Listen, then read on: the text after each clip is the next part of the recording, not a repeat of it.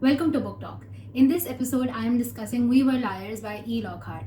This video contains major spoilers because I will be discussing the plot twist and some of my theories and the writing style. I think critical reading makes us better writers and better thinkers, and I really hope this video helps you understand the book at a deeper level. Let's begin.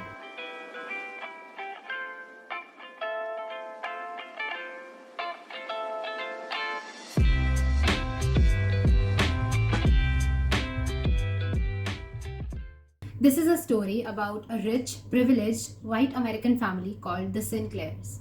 It's about manipulation and how money can rip apart a family and the tragedy of teenagers getting caught up in their parents' disputes. It's about the harm you can do to yourself by pretending to be someone you are not and striving to fit ideals you don't even understand yourself. It's an interesting exploration of the human psyche and emotional landscape. Right at the start, there's a family tree and a map, and these things immediately caught my attention and made me feel like I was starting an adventure. The idea of having this private island as a summer retreat with your cousins sounds like so much fun to me. By the way, I have the deluxe edition of this book, and there is some exclusive content at the end. There are some poems from Gat to Cadence, and they're beautiful. If you're able to find them online, then you must read them. So there's a lot of confusion among readers regarding the title of this book. There's an explanation in the bonus content about why the kids are called the liars. In the early drafts of the novel, there was a scene in which the four of them fed some roast beef to the dogs and they took the rowboats out without permission, and then they lied about it all. And their grandmother said, "You are such bad liars," and the name kind of stuck. The author ended up cutting that scene because she did not want too much emphasis on their childhood. I don't understand why you would name a book after a scene you've cut, but alright. Also, the title, We Were Liars, is in the past tense, and that is a big hint about the plot twist of this novel. That it is something that happened in the past, something that is not there anymore. The whole story has been written in present tense, apart from the old memories that Cadence is describing. I found a lot of interesting guesses about the title. Some said that the whole family were liars because they were manipulative. Some said that the four cousins were liars because they were lying throughout the book and they did not really exist. Let's talk about the writing style. The narration of Summer 17, which is happening now, is written in the present tense, while the memories of all her previous summers are written in the past tense. Cadence describes everything in extreme metaphors, making me question if everything has a double meaning. Like that scene when her father is leaving and he takes out a shotgun and he shoots her and she is bleeding out. I thought that was actually happening till her mom told her to get up and be normal. There's another instance when Cadence tells us how the Sinclairs don't mention dead people, but Gat doesn't understand that. So one day on lunch, he mentions Grandma Tipper, and her veins open and she bleeds all over herself, and then Gat comes and dresses her wounds. I think this is hyperbole, extreme exaggeration to make a point or show emphasis. It definitely makes the pain feel more intense, but I wondered why Cadence talks like that. Is it because she feels things more deeply? Or is it that because of her drugs, she is hallucinating and has false memories and actually imagines herself bleeding when she thinks about those past memories? Then there are also some broken sentences. I'm not sure why. Maybe they were broken thoughts. Maybe they were there to set a rhythm in the prose. Some people found them annoying, but I quite liked them. I thought they were poetic. I saw some negative reviews of this book calling it pretentious, and this made me so upset. And there were also people saying that there was a lot of telling instead of showing. A lot of the story was told to us through narration instead of being shown to us through vividly written scenes. And honestly, that's not a negative thing. I think it actually works for this story. See, the purpose of showing is to create more immersive writing. Showing that your character is screaming and throwing things around is more engaging than simply telling your readers that your character is angry. But that is not the intended tone of this book. In this book, our character Cadence has suffered from a memory loss. She is having trouble recalling her memories. And we are seeing this story through her eyes. So I don't think she will be able to give us those vivid details. Also, this character has migraines. Her head feels like it is splitting most of the time. So it makes sense that she would have broken chains of thoughts and would not bother with giving us too many details. She is also on drugs and painkillers and struggles to be present in the world. So, when she's herself not very immersed in this world, then how would we be? This passive style of storytelling makes sense for this character and fits perfectly because she is someone who is not participating in life very much. I agree that it's not very engaging, but it's not supposed to be that. When I was reading, I got this sense of vagueness and detachment as if I was reading everything through a haze, and that's perfect. Her drugs are also like a haze. Yet somehow I was caught up in the story. I never felt bored or detached from the story. From the character, maybe yes, but not from the story itself. I was questioning everything, trying to guess what had happened to her, and I was very interested in her relationship with Gad. I thought maybe they had done something to each other, and that is why they had stopped talking. Till the end, I could not understand where they stood with each other. Let's come to the characters. The Sinclairs are rich and privileged. They care about maintaining a social image, and so they project as if they are a perfect family. They hide their flaws. They don't deal with emotions or with important matters. They don't talk about their divorces. They don't discuss their loss, or they don't bring up the dead. They have this habit of denial, and this sets the base for the rest of the story. The fact that the Sinclairs don't talk about the dead liars in Summer 70. When Katie's father leaves, she is feeling so much, but her mother tells her to stand up, be normal, to keep it together. They are proud, and it is embarrassing for them to show their vulnerabilities. So they go into the house and they trash all the gifts that the father ever gave to them. They erase him completely instead of cherishing him as a memory. It made me sad to see how the mom is teaching Cadence to suppress her emotions this way. And then during Summer 16, when Cadence sends messages and voicemails to her cousins, she feels ashamed because she thinks she sounds needy and desperate. She thinks that keeping Gat's jacket is weak and foolish, and she doesn't allow herself to love. She thinks she is being charitable when she is giving away her belongings because she doesn't remember her accident initially, but the reality is that this is her way of dealing with her grief, because this is what she has been taught, to erase everything that reminds you of that pain. So she gives away everything that reminds her of Gat, Mirren, and Johnny.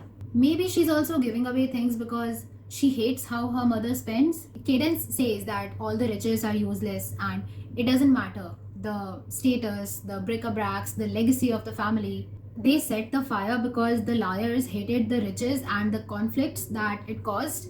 And maybe that is carrying over now. Maybe she is subconsciously trying to be a minimalist. The children are thankfully not materialistic like their parents. They are rebellious and they want to make a change. They do make a change. I think it's dumb that they plan to light the house from inside, but see, that's the thing. They're not that sensible. They are kids who have always had things done for them and have never had to think much about the consequences of their actions. There is one question that I have. Did the Sinclairs know that the children set the fire? I found it a little odd that the whole family was so nice to her and nobody pushed her to remember what really happened. 3 children died in that fire. I know that the Sinclairs fed a fake story to the newspapers and made it look like an accident because in the Sinclairs, no one is a criminal, no one is an addict, no one is a failure. The irony. But I want to know if the family actually knew the truth. And if yes, then no way in hell does it make sense for them to be so nice to Katie. Also, despite my explanation of the vague writing style, I would have liked some characterization. The entire family felt like a largely undifferentiated mass. I really liked Cat. I thought he was intellectual, perceptive, and curious to know about things around him. He wants to do good in the world. He's mature and he wants not answers but understanding. And there are parts when Gat is referred to as a beast or some animal in Katie's fairy tales, and I read some reviews saying that it was offensive. Honestly, I'm an Indian myself and I did not find that offensive at all. Firstly, Katie's fairy tales were full of metaphors. The purpose was to drive home a point. The fact that everyone else saw Gat as an outsider and as the odd one out and as an unwanted presence. Secondly, it's not like the book encourages racism.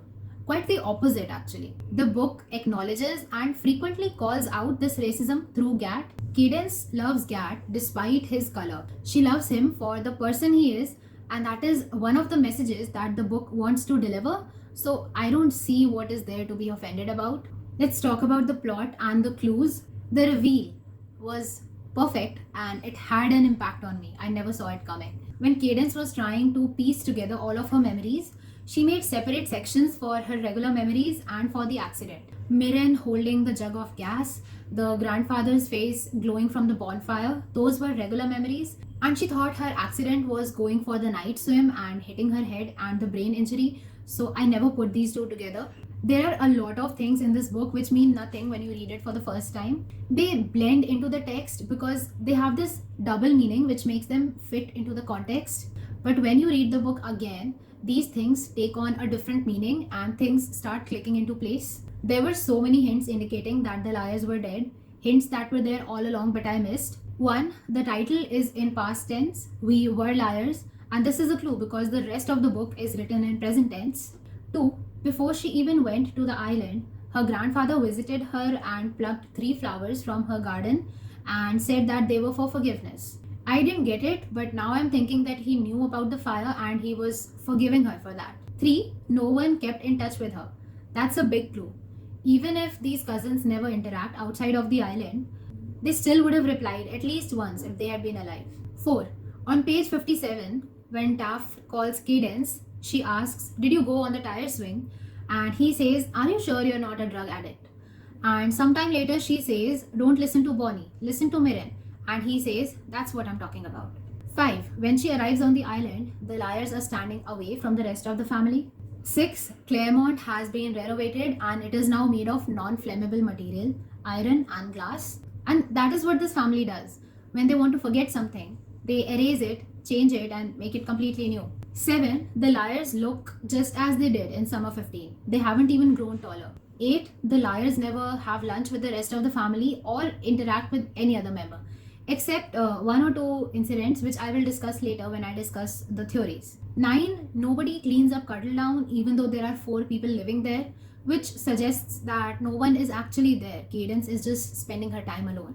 10, her mom tells her to spend time with the littles instead of moaning about on the beach. 11, the grandfather kept calling Cadence Mirren. At first, I thought it was because of his age and he was getting forgetful. He also didn't like her dyeing her hair black, and at first I thought it was because she did not look like a pretty blonde Sinclair anymore. Reading the book again, I thought, what if he was trying to pretend that Mirren was still alive, and that is why he addressed Cadence as Mirren, and he did not like the black hair because Cadence did not resemble Mirren anymore. 12. There's a scene in summer 15 when Gat mentions Grandma Tepper after she has died, and there is this abrupt silence at the table. Similarly, on page 91, Liberty and Bonnie ask if they can go tubing. "You always let Mirren go," says Liberty. "You know it's true." Will spills his lemonade and soaks a baguette. Granddad's lap gets wet. Taft gets hold of the wet baguette and hits Will with it. Mummy wipes the mess while Bess runs upstairs to bring Granddad clean trousers. Carrie scolds the boys. The first time I totally read this as an accident, but the second time I saw it for what it was. Also, in my second reading, I was on the lookout for these kind of things, and I noticed that there were not always stunned reactions from the Sinclair family when the dead children were mentioned. So I don't know what to make of that. 13. When Cadence remembers that they killed the dogs in the fire, she sits with Gad on the steps outside her house. Then he gets up and he turns around and is lost in the dark. This is the moment when her memories are triggered. Now, that sentence means that he was not visible anymore because of the dark, but what if there is a double meaning? What if he actually faded into the darkness and that made Cadence realize that he was a ghost and was dead, and that is what triggered the memories? It's a little far-fetched, I know. Let us finally come to the theories. So there are 2 popular theories on the internet. One is that the liars were ghosts. The other is that Cadence was on drugs and everything, so the liars were hallucinations created by her mind. Since I have the deluxe version, I know for sure that E. Lockhart wrote them as ghosts. That's what it says in her original book proposal. They are ghosts staying with Cadence for one last season together, reassuring her of their love and helping her heal a guilt so huge that she has not even been able to acknowledge what happened. So let's say they are ghosts and let's look at the whole story through that perspective. On page 58, just before Cadence goes to the island, Taft calls her and tells her that Cuddledown is haunted. He says that Bonnie is the only one who believes him about it, and later we see Bonnie reading this book called Collective Apparitions. So the liars are haunting Cuddledown, and that is why she never sees them anywhere else. When Cadence reaches the island, Taft tells her that Mirren read him a story last night, which means that she was actually there. The liars look like they did 2 summers ago. In fact, Gat is wearing a green t shirt from summer 15, and they are frozen in time. On page 73, when Cadence and Gat first meet in summer 15, he touches Katie's face and says, "I'm so glad you're here. I'm so glad I got the chance." It's because she did not come the summer before, which means that he is actually there and he was waiting for her last summer as well. It's getting hard for the ghosts to stay there and they have to go, and that is why Gat is worried about never seeing her again. Then there is a scene when Carrie is walking around at night and she says that Johnny is up sometimes at night, and she asks if Cadence has seen Johnny. So if Carrie can see him, then that means that Johnny is actually there. This is a little weird. I wish there was a little more explanation given in this department. I'm still confused about whether the ghosts were just for Cadence or could the other people also interact with them. And then the next day, Cadence asks Carrie if Johnny was up, and Carrie says, "I don't know what you're talking about." So, did that meeting really happen? Or did Carrie not want to admit that she saw the ghost? Or was it something else entirely? There's a scene when Cadence asks Mirren if she read the emails. Mirren says that she did, but she did not reply because she didn't want to stare into the phone or the computer. Later, she admits that she never even read those mails, and it's probably because there are no phones or computers on that island. And then Mirren gives purple rocks to Cadence. I am wondering what kind of ghosts they were. Could they actually physically move things around? Because if they could, and I think they can because they are moving furniture around and they are playing tennis with Cadence, then they are basically like a human who is actually there. And if that is the case, then why did they not talk to Cadence on the phone, and why do they not clean up Cuddledown after their meals? And if they are the kind of ghosts who can't move things around and who can't interact with the physical world, then how are they sitting in Cuddledown and eating lunch and picking up rocks? Also, the liars know everything about Katie's condition. I am guessing that they overheard her mother talking to the aunts, and that is how they know. They know that they are not supposed to tell her anything. On page 104, Gat compares himself to Heathcliff from Wuthering Heights. Cadence has not read the book and is not familiar with the story or the intricacies of Wuthering Heights, especially in the way that Gat describes them. So Gat is giving new information to her, which means that he is not a hallucination formed by Katie's mind. Her subconscious would not have been able to know about a book she hadn't read like that.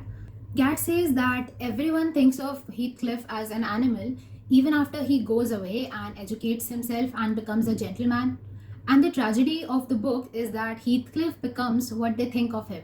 The evil in him comes out. Similarly, the grandfather thinks of Gat as an outsider and as a monster beneath the surface. And then Gat says, what is terrifying is that he has turned out to be right. Reading the book for the first time, I did not understand what he meant, but in my second reading, it was obvious that he was referring to the fire that he helped to set. Gat also tells her that her grandfather paid for the trip to Europe, which is again new information. There is also a scene when Mirren tells Cadence that she should not get involved with Gat because it's going to end badly and mess everything up. It's because she knows that Gat is not real and he will have to leave Cadence eventually. Mirren also admits that she was lying about having a boyfriend, and I think it's because she feels upset about not having a future anymore. There were all these things she wanted to do but couldn't. There's also a scene when the liars are looking at the Bible. Maybe they are reading about heaven and hell and what happens after you die. I don't know, just a wild guess. They also lie about what they did in the past few days when Cadence was knocked out due to a migraine. I did not get this scene, but if I had to take a guess, I'll say that they were just resting. They went wherever ghosts go. On page 137, Cadence again spots Carrie walking in the night, and Will is calling out because he is having a nightmare, but she ignores him. The next day, Cadence goes to give Johnny a box of Legos, and he says that she should give them to Will and that he also gave Will's Legos back to him. This got me thinking that maybe this is why Will screamed the night before. The ghost scared him and Carrie did not pay attention because she knew it was just Johnny. On page 140, we have this scene where Gat and Johnny are diving into the sea from a cliff. Cadence wants to do it too, and the liars are begging her not to because they know that if she does, then she might die. Nothing was going to happen to them because they were already dead. Finally, Cadence finds a new tire swing at Windmere, and inside the tire is an envelope from Gat filled with dried beach roses. A hallucination can't make a swing, so it means that Gat was actually there as a ghost and he did actually make it. Cadence also frequently says that she doesn't notice the liars coming into the room or that she did not see them there before. The mess at Cuddledown was also noticed by one of the aunts, meaning that it's real, meaning that the liars caused the mess. I'm just a little curious about why they did not clean it up if they could move things around. Then, after Cadence has remembered everything, and when the liars are leaving, E. Lockhart clearly indicates that they are ghosts. So, on page 216, Johnny says, "We can't stay much longer. It's getting harder and harder. Mirren's got it the worst, but Kat and I are feeling it too."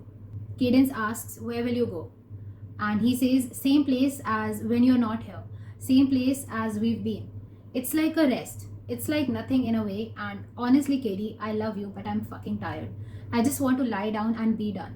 All this happened a very long time ago for me." If they were hallucinations, Mirren would not have been sick. And if they were hallucinations, they would have vanished when Cadence realized the truth.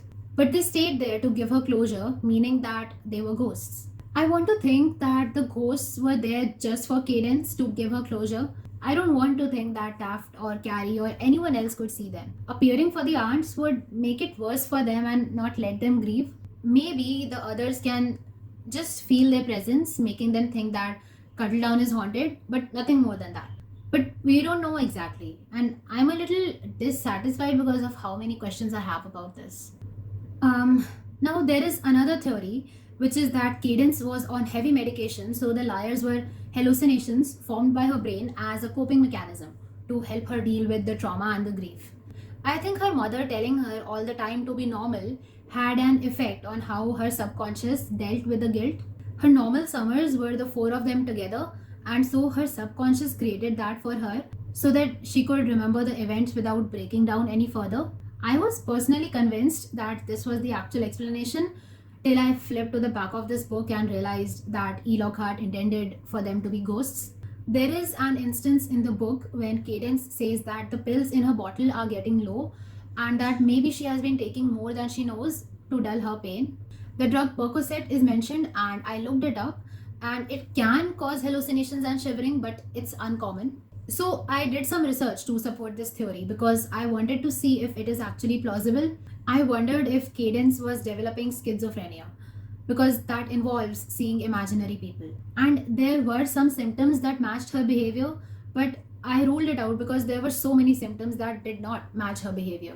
And then there were some symptoms of PTSD as well: hopelessness about the future, memory problems, including not remembering important aspects of the traumatic event, selective amnesia, difficulty maintaining close relationships, feeling detached from family and friends, lack of interest in activities you once enjoyed, feeling emotionally numb. And I think this is why everyone is saying that she was suffering from PTSD. But I think that this can also be ruled out because she did not have flashbacks and nightmares or intrusive thoughts. And she was not trying to avoid the traumatic incident, she actually wanted to go on the island. She was also not showing any arousal symptoms. So I settled on amnesia finally. It's hard to say for sure because I don't know if the author intended to write this character with a mental illness. I think KD's repeated tendencies to overimagine things, like that shotgun incident, they kind of suggest that she created the 17-year-old liars from her own mind and her own guilt. And the hallucinations theory also seems more tragic to me. As I read, I tried to fit things into this theory, so now let us look at the whole story through this perspective. I thought that Taft's phone call to Cadence telling her that Cuddledown is haunted was imaginary. It's mentioned in the book that Beechwood Island wasn't wired and cell phones did not get reception there. And this was the explanation for why no one kept in touch with her through summer 16 when she was in Europe. So that call could not have been made. Also, I think that when Taft tells Cadence that Mirren read him a story last night, he is just playing along because he is not allowed to tell anything to Cadence. The liars look like they did 2 summers ago, and Gat is wearing a t-shirt from summer 15, and that is probably because that is how Cadence saw them last. That is how she remembers them. And that is the image of them she still has in her mind. She never saw them as 16 or 17-year-olds. And she sees these hallucinations on the island because that is the only place where she has ever seen the liars. She's never interacted with them outside, so being on the island triggers these hallucinations. Mirren says that she does not want to have supper with the family. Grandpa has lost his mind. And I think it's Cadence who does not want to go to the meals, and so her mind projects that onto the liars. Or maybe these hallucinations are triggered when she is alone. And that is why whenever she's having lunch with her family at Claremont, the liars are not there. And to make up for it, her brain offers an explanation. Mirren says that they don't want to go to Claremont this year, and the two boys agree, giving Cadence the impression that they discussed this before she arrived. I think Cadence originally hallucinated Mirren as having a boyfriend because that's what she imagined for Mirren on her Europe trip. She was thinking about how the liars were having fun on the island while she was here crippled with headaches and was probably not even going to college. And the cousins never kept in touch over the rest of the year. So Cadence had no idea about them and was free to imagine whatever she wanted. And when more time passed on the island, she began to somehow remember that Mirren wasn't actually there and she did not actually have a future. So she realized that there could not be a boyfriend. So the hallucinated Mirren told her that the boyfriend thing was a lie. The way I see it, the hallucinated liars often remind Cadence of the things she feels guilty about. Like maybe she feels guilty about not knowing the names of the staff or just generally ignoring them, so she hallucinates Kat telling her that. When Mirren says that she is jealous of Cadence, it's possible that this is Katie's subconscious mind telling her that Mirren would never get to do certain things like fall in love because she's dead, while Cadence would find love someday. Then there is this scene when Carrie is walking around in the night, and I wondered what if she was sleepwalking. So I looked it up, and apparently, stress and anxiety and too much alcohol can trigger sleepwalking. So I'm going to quote an article and I will link it in the description box below. In extreme cases, the person may walk out of the house and carry out complex activities such as driving a car. The eyes are usually open while someone is sleepwalking, although the person will look straight through people and not recognize them. They can often move well around familiar objects, and if you talk to a person who is sleepwalking, they may partially respond or say things that do not make sense. Most sleepwalking episodes last less than 10 minutes, but they can be longer. They won't normally have any memory of it in the morning, and if woken while sleepwalking, the person may feel confused and not remember what happened. So, this could be an explanation for her saying that sometimes she sees Johnny at night and then not remembering anything the next day. Again, we don't know how the author intended it. Then the scene when Mirren tells Cadence that she read the emails but did not want to respond to them. I think deep down somewhere, Cadence knows that Mirren is dead and is not actually there, and her brain is just coming up with explanations for that absence and for the lack of response from Mirren. And those purple rocks that Mirren gives to her, I think Cadence picked them up on her own and she imagined Mirren giving them to her. This theory that all of this happened inside her mind, it gives me the chills. So if they are hallucinations, then they can't actually touch anything in the physical world, which means that Cadence is having lunch by herself in Cuddle Down every day and she is just imagining the others sitting with her. She's also probably talking to herself at some points, thinking that she is talking to the liars, which is why all the littles think that she is a crazy drug addict. She rearranges the furniture by herself and she imagines that the liars are helping her, but they are not actually there. She probably moved all of it on her own, but her brain did not register it. And since they are not actually there, it explains why Cuddle Down is always messy. Cadence is eating there by herself and she is piling the dishes in the sink. She's playing Scrabble by herself and she's creating this mess and she's never cleaning it up. And the mess is real because it is noticed by one of the aunts. Then there is this scene when Gat compares himself to Heathcliff. Okay, so I'm thinking that Cadence suffered from a memory loss, right? She doesn't remember most of summer 15, so here is my theory. What if the conversations and events she's telling us about in summer 17 actually happened in summer 15? What if they are memories coming back to her and she is reliving them through her hallucination? What if Gat told her about this book in summer 15, but she forgot all about it and now her mind is imagining it happening in the present? That would totally show how messed up her mind has become. And the mottos that the liars mentioned in Summer 17 were actually from Summer 15, like do what you're afraid to do and never accept an evil that you can change. In describing Summer 15, Cadence used the wording from these mottos, which would suggest that these mottos existed back then. Also, Cadence knew about Gat's girlfriend Raquel even in Summer 15. Maybe Gat told her the whole story in Summer 15, somewhere before the fire, but Cadence forgot about it and her brain replayed that through the hallucinations in Summer 17. Or maybe Gat never told her, but she wanted an apology. So this hallucination apologized and explained things to her. I think it's on page 136. Similarly, Cadence wanted to know that the liars loved her, and that's why the hallucination of Mirren shouted, I love you, across the sea. The liars also know everything about Katie's condition. They know everything that she knows. They know that she is supposed to remember in her own time, so they withhold information from her. If they were ghosts, I think they would have told Cadence what happened instead of letting her suffer as she tried to remember. All of them keeping it from her was kind of like her mind suppressing the reality because she did not really want to remember. Also, remember that song about youth that had been playing on Mirren's iPod for repeat for an hour? At the end of the book, it is revealed that this was the very song Cadence was listening to in the hospital after the accident before the amnesia came into effect. You know how you go about your day normally and you see and hear certain things, and when you go to sleep at night, it's like those things appear in your dreams in some form. The dreams don't always make sense, but they feel very real and they're made up of all these elements that you're familiar with. I think that's what is happening here. Her brain is picking up these memories and weaving something out of them. And maybe she's recycling the memory of that song. I remember this one time I had this dream that my laptop was vibrating because it was on low battery. I was frantically looking for the charger and finally I found it and plugged it in, but the laptop still was not charging and it kept vibrating and it was going to explode or something. So I freaked out and I woke up, and then I realized that it was the morning alarm on my phone that was vibrating. So it's like our brain takes these details from real life and twists them to sort of fit the context when we are dreaming. So what if it's like that for Cadence? She is in a haze and her brain is forming these new images and everything, using the images she remembers and also by filtering things from her real life. Gat also tells Cadence that her grandfather paid for the trip to Europe on page 128, and Cadence says, I know immediately that he is telling the truth. We can interpret this line as we want.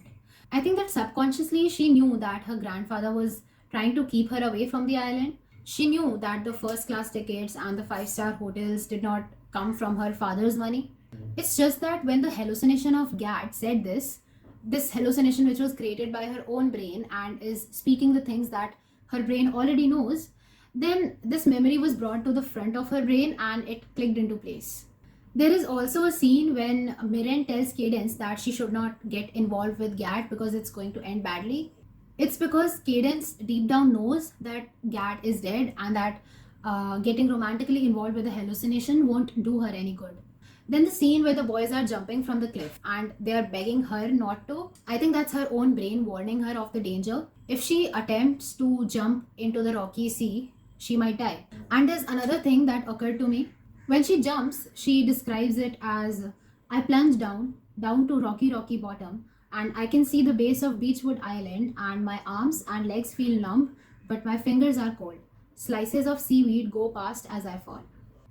This is exactly how she describes the memory of her accident when she went for a night swim and hit her head. Later in the book, after she remembers everything, we learn that she was found in the water after the fire.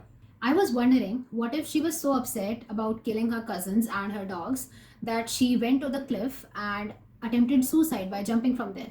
That is the only explanation I have for her being found in the water after the fire. And now her brain is sort of remembering that and warning her because that jump could be fatal. But this hallucinations theory can't explain the tire swing. At the end of the book, however, she does actually have dried beach roses.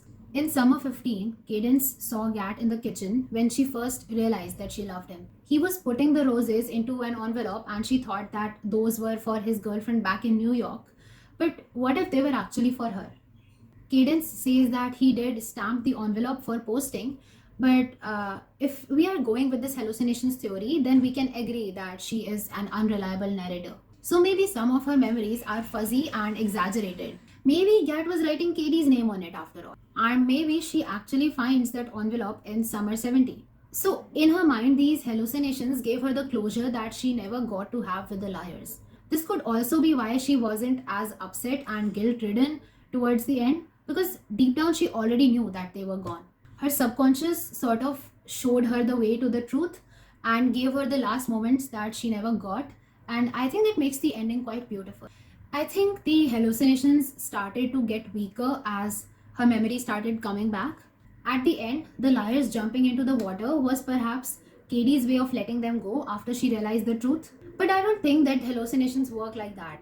Plus, this is the part where it became pretty obvious that they were ghosts. So, that is my explanation of the two theories about this book. I would love to know what theory you guys believe in and why in the comment section below. I always pin my favorite comments. And I will see you guys in the next video. Bye bye.